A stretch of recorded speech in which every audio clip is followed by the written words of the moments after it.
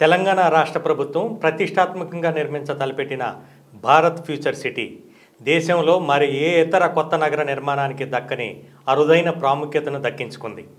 13,500 ఎకరాల్లో సువిశాలంగా రూపుదిద్దుకొనున్న ఈ నగరం కేవలం 2 రోజుల తెలంగాణ రైజింగ్ గ్లోబల్ సమ్మిట్ 2025 విజయంతోనే ప్రపంచ పారిశ్రామిక పటంలో కీలక గమ్యస్థానంగా నిలిచింది. ఈ సమ్మిట్లో 44 దేశాల ప్రతినిధులు హాజరు కావటం, 5.7 లక్షల కోట్ల పెట్టుబడుల ఒప్పందాలు జరగటం ఫ్యూచర్ సిటీ పట్ల ఇన్వెస్టర్ల విశ్వాసానికి నిదర్శనంగా నిలుస్తోంది. దేశంలో ఇప్పటికీ అనేక స్మార్ట్ సిటీలు, కొత్త నగరాల నిర్మాణ ప్రతిపాదనలు దశాబ్దాలుగా కేవలం కాగితాలకే పరిమితమైన సందర్భాలు ఉన్నాయి. కానీ భారత్ ఫ్యూచర్ సిటీ నిర్మాణానికి వేదికగా గ్లోబల్ సమ్మిట్ని నిర్వహించడం అనేది సీఎం రేవంత్ రెడ్డి నేతృత్వంలోని కాంగ్రెస్ ప్రభుత్వ దార్శనికత, కార్యాచరణ వేగానికి నిదర్శనమని పలువురు అభిప్రాయపడుతున్నారు. సమ్మిట్ ముగిసిన వెంటనే ఫ్యూచర్ సిటీ కార్యరూపం దాల్చడానికి మార్గం సుగమమైంది.